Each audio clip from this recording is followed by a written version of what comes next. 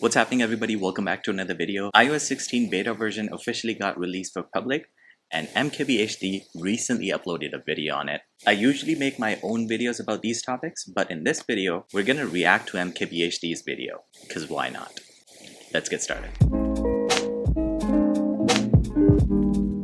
So, the newest version of iOS was revealed by Apple about a month ago, which means sometime in the next few months, your iPhone's gonna... First of all, huge fan of this guy. I really love the way he makes the video. The production quality, we all know. You know what? We don't even have to talk about it anymore. change. For the better, luckily. As long as you have an iPhone 8 or later. This is iOS 16.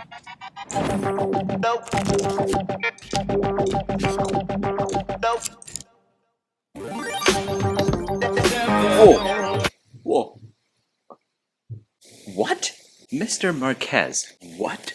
Okay, I understand that he has a team now of like a really good editor and all that kind of stuff, but wow. I think I'm gonna keep doing these reaction videos. Alright, we'll see. We'll see how this one goes. If you guys don't know, Apple actually does this kind of production in their events. Marques did exactly that in his own studio.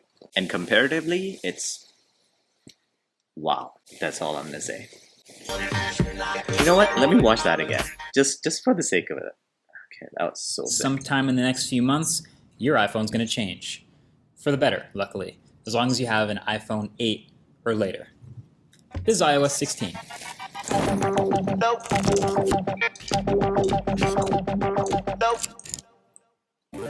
So well done. So well done. Props to his team. If you guys are watching, hire me. So, just so you guys know, he's one of the reasons why I started making videos on YouTube in the first place.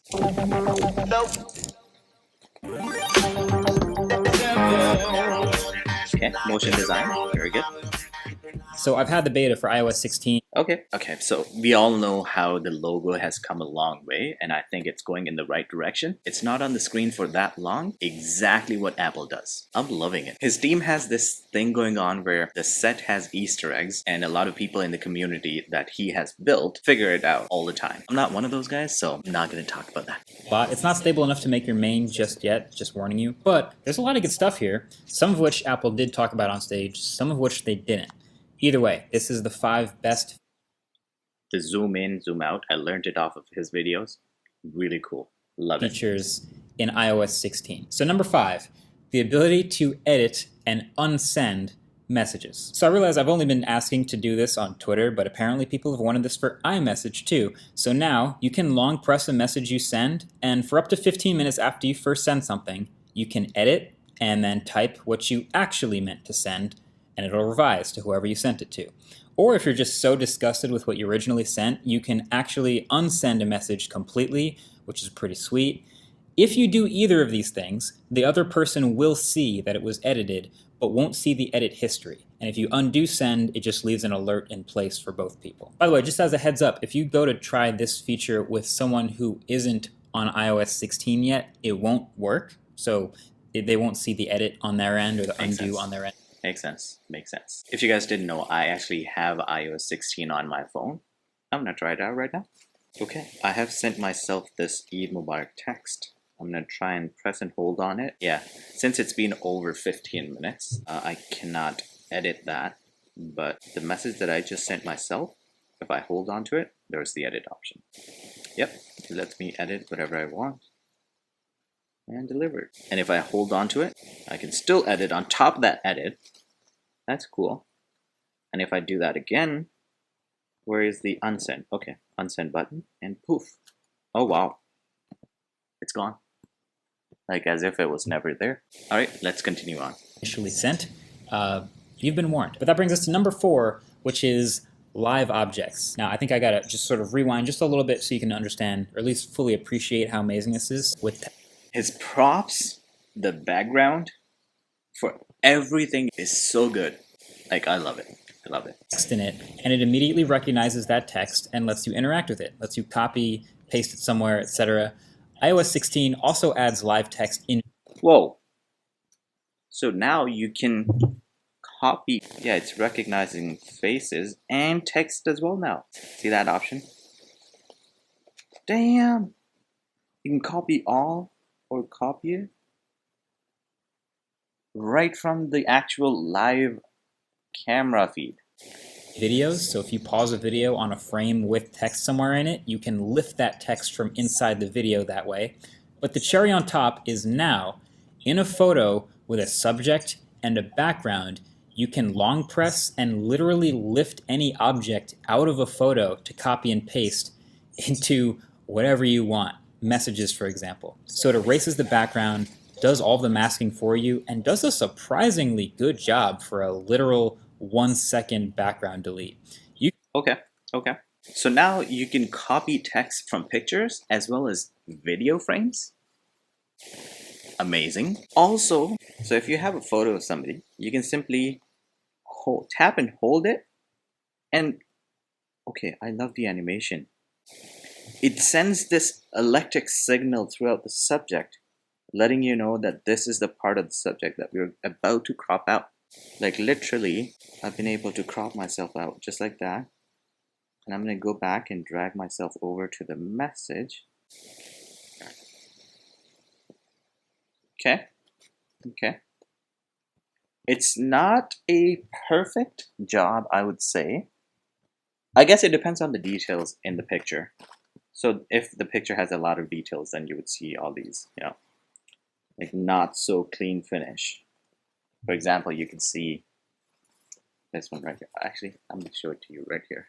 I am very impressed. I'll be making all kinds of stickers for our Discord now. So then number 3 for me is the little... Good plug, but he has a Discord? I didn't know that. I didn't know about the Discord. Doesn't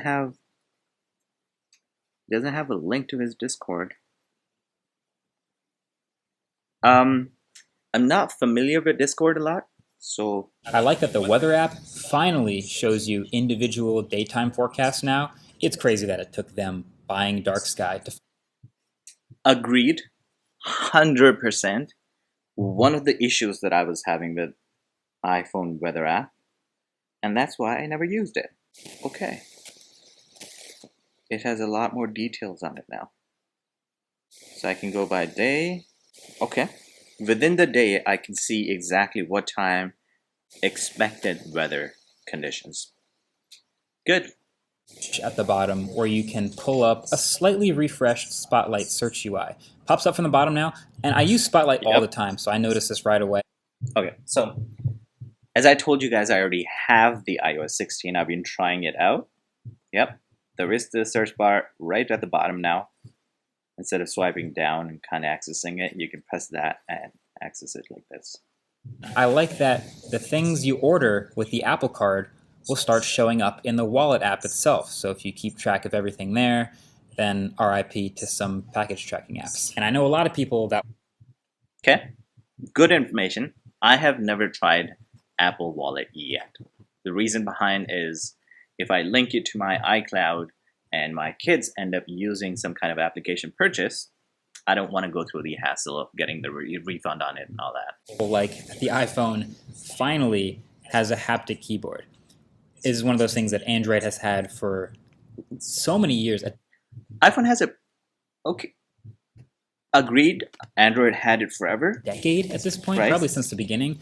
But it's funny because it's one of those things that immediately lets me feel when a phone has a good haptic engine or not. Because first thing you do is type in a Wi-Fi password and you can feel the haptic keyboard. And it's either a soft, mushy haptics or really tight and clicky. The good ones? Yep. If it's a good one, I'm going to keep it. If it's not, I leave it on. The bad ones, I turn it off. So the iPhone literally has the best vibration motor on any phone. So it's about damn time the keyboard gets the haptic feedback. And it's very good or really tight and clicky. The good ones, I leave it on. The bad ones, I turn it off. So the iPhone literally has the best vibration motor on any phone. So it goes... Let me try that. It actually feels good. I think I'm going to keep it on. This is the first time I'm trying it. I love the way it feels. So, thumbs up. So number 2 is Continuity Camera 20, where Apple finally updated Tone Camera. Whoa. What is that? I don't know if you see, but there are dots right here on the screen for when Marques was recording I think that's during the event. It makes sense because it's run and gun kind of situation. A lot of things going on there, and you just have to take the shot as quickly as possible. If he can get it, we should not have any issues with our production if we end up having these tiny bit of dots. I guess having some kind of defect in the shot is still better than not having the shot at all. So you've got to have iOS 16 and the latest version of macOS Ventura to do it. So by using your phone's ultra-wide camera, when it's mounted on top of your laptop or your monitor, you can get your standard webcam view and this top-down view of whatever's on your desk in front of you. So in this case, it's basically showing what's right in front of your keyboard, where your hands are at, anything that's pretty flat to the ground. Okay, since I don't have the latest software in my Mac right now, I won't be able to test it out. But wow! Like, you would be able to see these unboxing videos using iPhone connected to the laptop. That's sick. So that is dope. And that brings us to... That's actually very good quality results. Sorry about that. The camera cut off automatically. I couldn't record it. I would highly suggest to go and check out his video. Link would be in the description. I'll see you guys in the next one. Peace.